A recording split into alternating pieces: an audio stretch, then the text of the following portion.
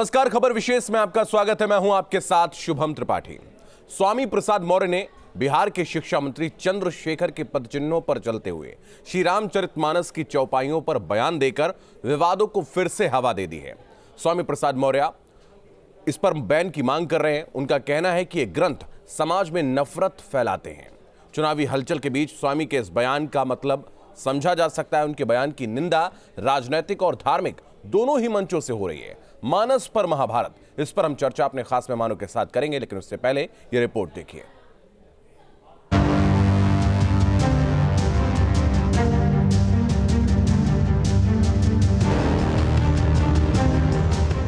देश में चुनावी बयार बहते ही नेता नए मुद्दों को तलाशने लगे हैं और इसी मुहिम में लगे एसपी नेता स्वामी प्रसाद मौर्य ने रामचरितमानस की चौपाइयों पर सवाल उठाकर उसे बैन करने की मांग तक कर डाली। कि रामायण में भी कुछ अर्थ ऐसे आए हैं जहां जाति सूचक शब्दों का प्रयोग करते हुए अपमानजनक टिप्पणी की गई है। जैसे तुलसीदास की चौपाई का एक अंश मैं आपके सामने प्रस्तुत कर रहा हूं कि जे वर्णाधम तेली कुम्हारा सुपच किरात कोल कलवारा। ये जाति सूचक शब्दों का प्रयोग करते हुए ये अधम जातियां, नीच जातियां, यानी नीच जात होने का प्रमाण पत्र तुलसीदास जी इस चौपाई के अंश के माध्यम से दे रहे हैं। स्वामी का यह बयान राजनीति से प्रेरित था, लिहाजा इसका जवाब भी सियासत से आना लाजमी था। स्वामी प्रसाद मौर्य जी ने जो बयान दिया है वो डिप्रेशन में दिया है, क्योंकि वो राजनीति में जो जब से वो चुनाव हारे हैं वो जनता ने उनको नकारा है, तब से वो बहुत ही जो है दुखी है और अपने को चर्चा में लाने के लिए उन्होंने इस तरह का बयान दिया। हैरत की बात यह कि खुद मौर्य की पार्टी के नेता मानस को जन कल्याण का ग्रंथ मानते हैं और इसे जीवन पद्धति बताते हैं। मैं कहता हूं कि बहुत सारे इस भारत के बाहर के लोग रामचरितमानस का अनुसरण करते हैं, पढ़ते हैं और उसे स्वीकार करते हैं। रामचरितमानस के बारे में तो ये कहा जाता है कि वो जीवन जीने की एक जीवंत पद्धति है। वीएचपी नेता विनोद बंसल ने भी स्वामी को उनके ही अंदाज में करारा जवाब दिया। कुछ तो कम से कम अपने नाम पर भी विश्वास करो। एक का नाम स्वामी प्रसाद है तो दूसरे का नाम शास्त्री है। जब इनके पेरेंट्स ने नाम रखा होगा तो क्या सोच के रखा होगा, समझ में नहीं आता। आज कहीं होंगे तो अपने आप को कोस रहे होंगे कि किस मानसिकता से हमने इनको बनाया था और क्या कर रही है। स्वामी का बयान भले ही सियासत से प्रेरित था, लेकिन उससे संतों की भावनाएं आहत हो गईं। हम भारत सरकार, उत्तर प्रदेश सरकार से यह मांग करते हैं कि रामचरितमानस पे अवांछित टिप्पणी करने वाले स्वामी प्रसाद मौर्य पर एफआईआर दर्ज करके प्रदेश में अशांति और दंगा भड़काने के आरोपों में इसे जेल भेजा जाना चाहिए। स्वामी के बयान की निंदा मुस्लिम समाज ने भी की। उनकी समझ में दोहे आने लगे। हम उनसे अपील करते हैं कि स्वामी प्रसाद मौर्य जी स्वामी बनकर इस तरह का प्रसाद ना बांटें और खाली इससे ठेस हिंदुओं को नहीं पहुंच रही, मुसलमानों को भी पहुंच रही है, क्योंकि हिंदुस्तान का मुसलमान पुरुषोत्तम राम का सम्मान करता है। लेकिन स्वामी प्रसाद को तर्क सही जवाब दिया पटना के महावीर मंदिर ट्रस्ट के सचिव किशोर कुणाल ने, जिन्होंने मानस की चौपाई की सही व्याख्या कर डाली। ढोल गंवार शूद्र पशु नारी, ये पाठ मूल पाठ क्षुद्र पशु नारी है। नारी का अर्थ वहाँ समुद्र है, ये स्त्री नहीं है। और क्षुद्र पाठ पहले था, बाद में शूद्र पाठ हुआ। चुनावी मौसम में रामचरितमानस की चौपाई पर सियासत की महाभारत करने वाले स्वामी प्रसाद मौर्य भले ही मानस पर आस्था न रखते हों, लेकिन उन्हीं के दल के तमाम नेता आस्थावान हैं, जिनकी आस्था को उनके बयान से ठेस लग सकती है। Team news state. तो इस रिपोर्ट के जरिए अपने विषय को समझा। हमारे साथ जो खास मेहमान जुड़ रहे हैं उनका परिचय आपसे करवाते हैं। भारतीय जनता पार्टी से संजय चौधरी हमारे साथ जुड़ रहे हैं। मेजर आशीष चतुर्वेदी समाजवादी पार्टी के नेता हैं। Doctor HS. रावत हिंदू धर्मगुरु हैं। हाफिज नूर अहमद अजहरी प्रदेश अध्यक्ष हैं Muslim personal law board of India के। आप सभी का बहुत स्वागत है। सबसे पहले अच्छा श्रावत साहब, मैं आपके पास आऊंगा। सवाल आपसे यही है कि बिहार से लेकर उत्तर प्रदेश और देश के अलग अलग हिस्सों में कई बार ऐसा होता है जब सीधे तौर पर हिंदू धर्म ग्रंथों को टारगेट किया जाता है, चौपाइयों के अलग अलग मतलब निकाले जाते हैं और अपमानित करने का प्रयास किया जाता है। इसको लेकर क्या कहेंगे आप, कैसे देखते हैं इसको? शुभम जी, जब वक्त बुरा आता है, विनाश काले विपरीत बुद्धि। जब कभी व्यक्ति की बुरी स्थिति बनती है, यानी उसका समय खराब आता है, चाहे वो राजनीति का क्षेत्र हो, चाहे धार्मिक क्षेत्र हो, चाहे व्यवसाय का क्षेत्र में हो, तो उसकी बुद्धि को भगवान पहले हरण कर लेता है। तो ये स्वामी प्रसाद मौर्य जी जो हैं, इनकी बुद्धि हरण की जा चुकी है। इनको ये नहीं पता कि मैं कर क्या रहा हूँ, और अपने को जिंदा करने के लिए हिंदू धर्म का अपमान कर रहे हैं। खुद अपने नाम के आगे स्वामी लगा के बैठे हूँ। किस चीज के स्वामी है ये? अगर इनसे पूछा जाए, अगर ये लाइव होते तो इनसे हम पूछते हैं कि भाई तुम स्वामी किस बात के हो, किस चीज के स्वामी हो? तो इस तरह की वाहियात बातें करना, हिंदू धर्म को सॉफ्ट टारगेट लेकर के अपनी वोटों को मजबूत करना, अपनी जाति को मजबूत करना, ये बहुत गलत है। अगर इनके अंदर इतनी हिम्मत होती तो ये इस्लाम के ऊपर, कुरान के ऊपर बोल के दिखा देते ना। वहां पर तो बहुत सारा कुछ लिखा हुआ, उटपटांग काफिरों के खिलाफ बोला हुआ है बहुत सारा, कि जहाँ काफिर दिखाई देता है उसको मार डालो, काट डालो, उसका धर्म परिवर्तन करा डालो। वहां नहीं बोल सकते ये, क्योंकि इनकी हिम्मत नहीं है, इनकी औकात नहीं है, क्योंकि इनका जो सर है नहीं, से अलग कर दिया बोलना तो ठीक है, लेकिन वजह क्या है? किसी एक खास वोट बैंक को अपनी तरफ आकर्षित करना या फिर कुछ और? देखिए, इसके अंदर क्या होता है, अपनी वोट बैंक को तो करना ही होता है, साथ में हिंदू धर्म में ये एक षड्यंत्र चल रहा है जो बौद्धों के नजदीक जा रहे हैं। हाँ। और कहीं ना कहीं एक जो नीचे नीचे एक षड्यंत्र चल रहा है, उस षड्यंत्र का ये हिस्सा हो सकते हैं। जैसे दिल्ली के अंदर गौतम महोदय थे, तो ये भी उसका हिस्सा हो सकते हैं। ठीक है, मैं वापस आपके पास आऊंगा। ठीक है, ठीक है आशीष जी, मैं आपके पास आऊंगा। चूंकि आप समाजवादी पार्टी से और आपकी पार्टी के ही एक नेता ने, बड़े नेता ने यह बयान दिया है, इसको लेकर पार्टी में हालांकि दो राय जरूर बन रही है। आपका यहां पर क्या मत है? मैं आपसे आशय आपके दल का। देखिए, पहले विषय को समझने की जरूरत है कि है क्या। दो किताबें हैं, एक तुलसीदास जी ने लिखी रामचरितमानस, जो उन्होंने 16वीं शताब्दी में लिखी, यानी कलयुग में लिखी, और एक है मेन किताब जो वाल्मीकि जी ने लिखी, जिसे हम रामायण। जी बिल्कुल, दोनों में अंतर है। बिल्कुल, दोनों में अंतर है। बिल्कुल, वाल्मीकि जी ने रामायण लिखी थी त्रेता युग में, और इन्होंने तुलसीदास जी ने जो लिखी वो लिखी कलयुग में। रामायण लिखी गई संस्कृत में। आप अंतर मत समझाइए, आप बात पर आइए। आप दोनों का मुझे बखूबी अंतर पता है, रामायण का भी पता है, रामचरितमानस का भी पता है। आप रामचरितमानस पर जो बयान आपके दल के द्वारा दिया गया, आप उस पर आइए।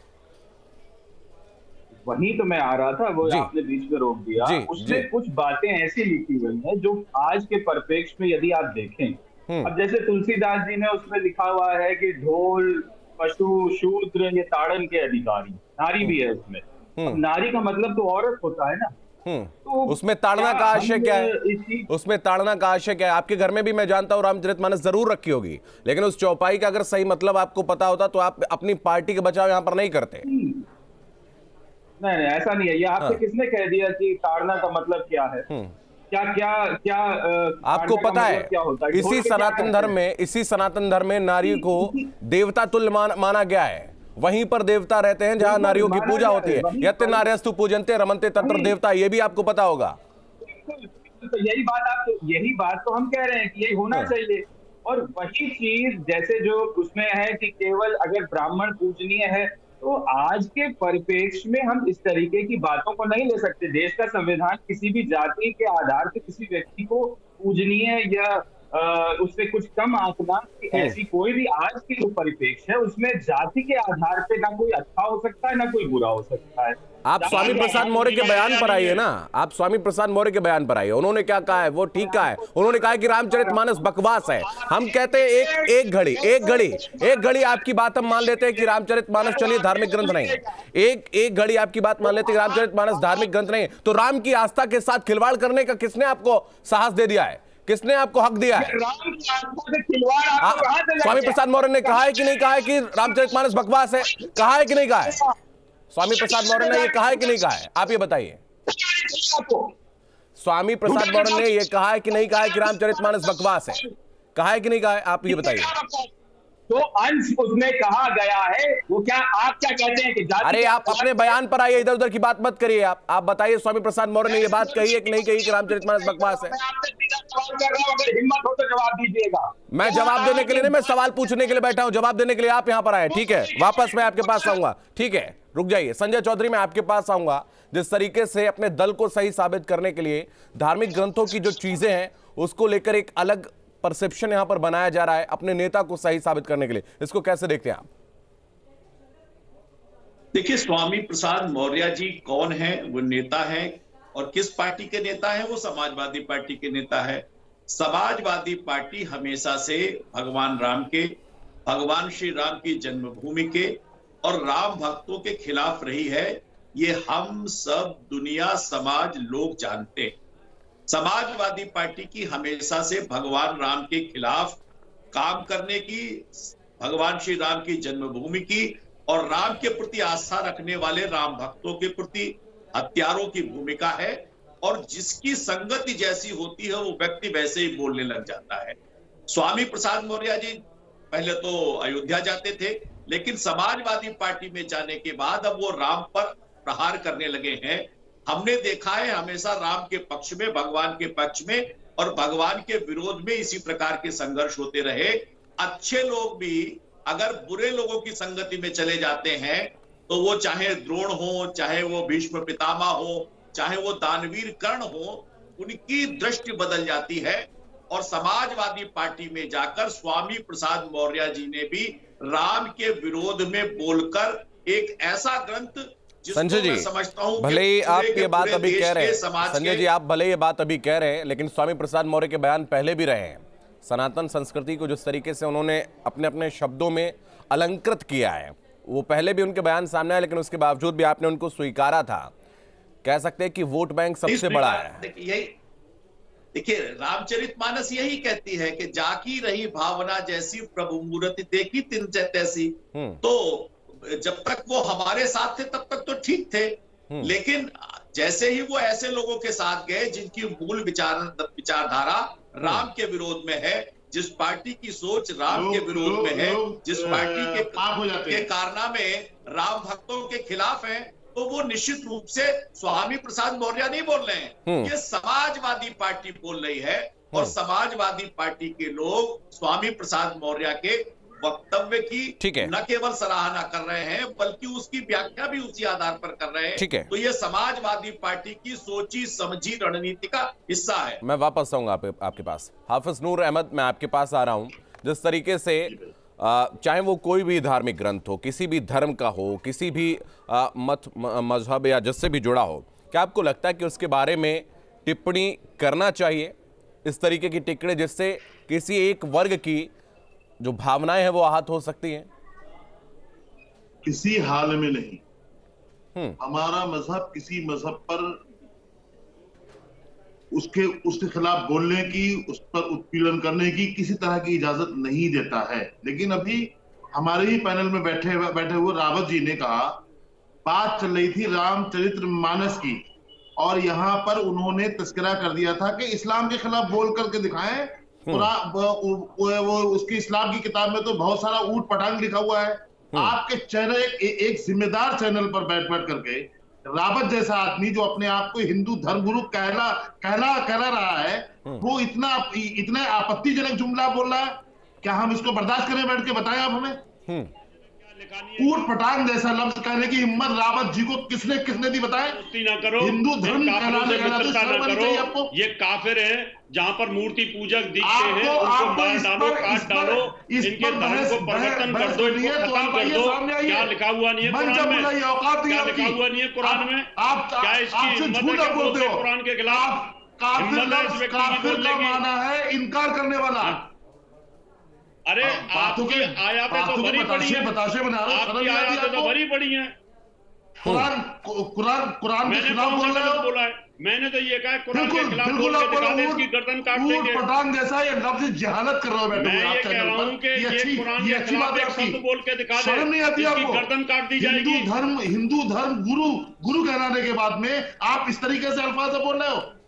चलिए मूल विषय पर आते हैं, मूल विषय पर आते हैं। ठीक है रावत साहब, ठीक है। आप चूंकि किसी भी धर्म के लिए, किसी भी धार्मिक किताब के लिए कुछ कहना किसी अलग तरीके के शब्दों का प्रयोग करना ठीक नहीं है।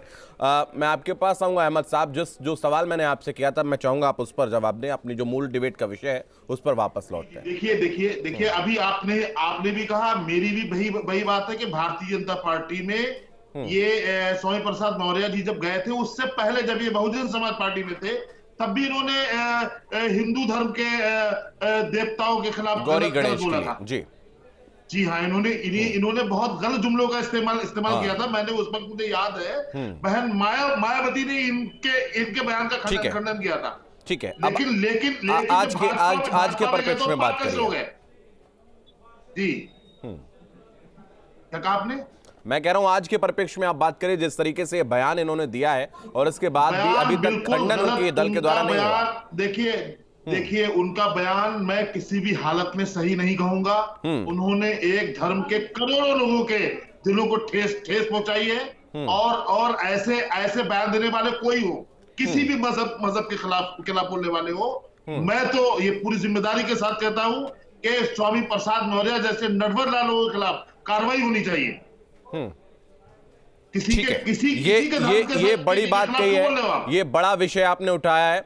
मैं आपके पास फिर से आऊंगा संजय चौधरी, जिस तरीके से यहां पर अभी कह रहे हैं अहमद साहब कि स्वामी प्रसाद मौर्य के ऊपर कार्रवाई होनी चाहिए, आपकी तरफ से क्या अभी तक इसको लेकर कोई पहल की गई है कि स्वामी प्रसाद मौर्य ने जिस तरीके से रामचरितमानस को बकवास बताया है, बैन करने की मांग की है, आपके तरफ से क्या कुछ अभी प्रतिक्रिया सामने आ रही? क्या कुछ आपने इनको लेकर एक कानूनी कार्रवाई को लेकर कुछ सोचा है, या फिर क्या मंत्रणा आपके दल में हुई है अभी तक? क्योंकि सबसे ज्यादा अगर प्रभु श्री राम ने किसी को कुछ दिया है, किसी ने उनके नाम को भुनाया, तो वो आप हैं।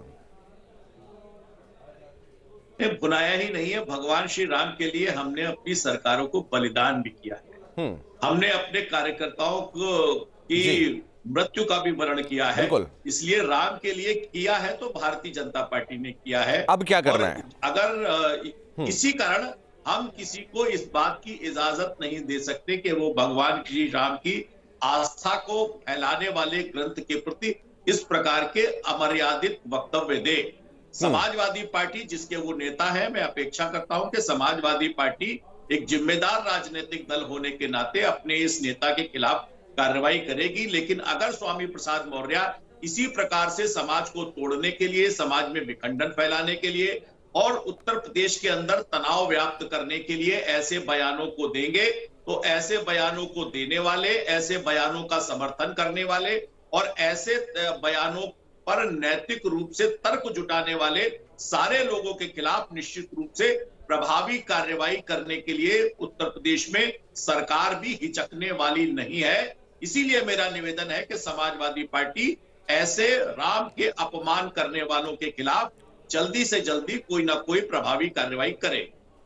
ठीक है, आपने आश्वासन दिलाया, भरोसा दिलाया, अब देखने वाली बात होगी क्या कुछ होता है। आशीष चतुर्वेदी, मैं आपके पास आऊंगा। जिस आपने चौपाई का जिक्र किया है, जिस चौपाई को लेकर लगातार विवाद खड़ा किया जा रहा है, उसका आपको शाब्दिक अर्थ सही मायने में पता है? अवधि अगर आप समझते होंगे तो बखूबी समझते होंगे। बिल्कुल पता है। और देखिए, देश में इस धर्म को मानना है, इसकी आजादी है।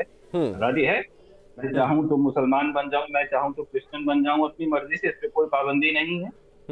इसी तरीके से हिंदू धर्म के अंदर यदि मैं गीता में विश्वास रखूं, मैं रामायण में विश्वास रखूं, या मैं रामचरितमानस में विश्वास रखूं, ये मेरी स्वतंत्रता है कि नहीं है? पहले आप इस पे हाँ या ना में जवाब दीजिए। बिल्कुल है, बिल्कुल है, बिल्कुल है, बिल्कुल। किसी धर्म ग्रंथ को स्वतंत्रता नहीं दी गई है। आपको किसी भी धार्मिक ग्रंथ, स्वतंत्रता तो रावत साहब मैं आता हूं आपके पास। आपको आपकी पूजा पद्धति चुनने का अधिकार है। आशीष जी, आपको आपकी पूजा पद्धति चुनने का अधिकार है, लेकिन आपको अपमानित करने का कोई अधिकार नहीं है, कोई अधिकार नहीं है। कैसी बातें कर रहे हैं? श्री रामचरितमानस को बकवास बता देंगे, अपमानित नहीं किया तो क्या किया फिर? ये क्या बोला है उन्होंने? उन्होंने बकवास कब बताया? उन्होंने कहा मैं हाथ जोड़ के नमस्कार करता हूं। उन्होंने कहा बकवास है। ये वीडियो है, अगर आप डिबेट खत्म होने के बाद ये वीडियो देखिएगा, उन्होंने कहा है। तो वो गलत है, तो उसकी भर्त्सना करनी चाहिए। क्यों नहीं कर रहे हैं आप? क्यों नहीं विरोध कर रहे हैं आप? मैं कहता रहा हूं गलत है, मैं तो कहता रहा हूं। अरे अब कह रहे हैं आप, अभी तक तो आप उन्हीं को सही ठहराने की कोशिश कर रहे थे।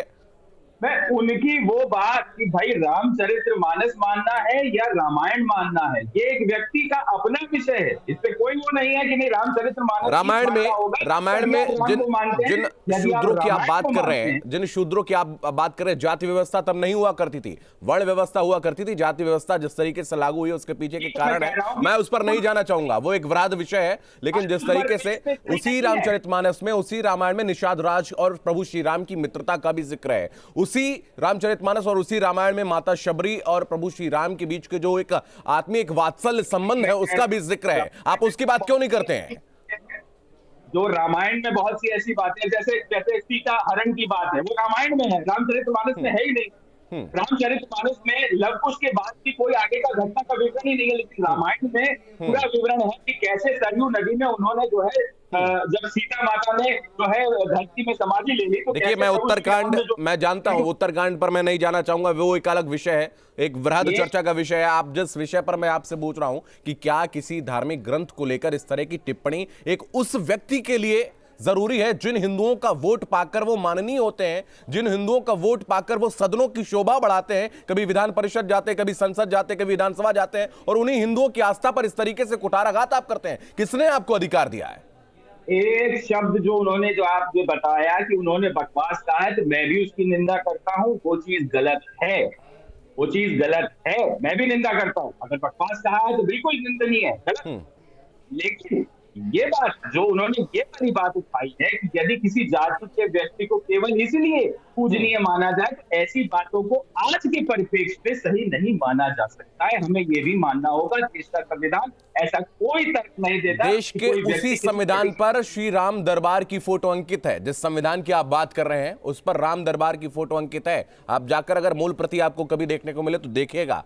बहुत धन्यवाद आपका हमारे साथ जुड़ने के लिए। हमारे साथ भारतीय जनता पार्टी से संजय जी जुड़े थे, मेजर आशीष चतुर्वेदी समाजवादी पार्टी से जुड़े थे, डॉक्टर एच.एस. रावत हिंदू धर्मगुरु हमारे साथ जुड़े थे, हाफिज नूर अहमद अजहरी प्रदेश अध्यक्ष मुस्लिम पर्सनल लॉ बोर्ड के हमारे साथ जुड़े थे। आप सभी का बहुत धन्यवाद है। सबसे बड़ी बात यही है कि लगातार बिहार से लेकर के उत्तर प्रदेश में कई ऐसे दल हैं, कई ऐसे दलों के लोग हैं जो प्रभु श्री राम को लेकर, बाबा तुलसी ने जो श्री रामचरितमानस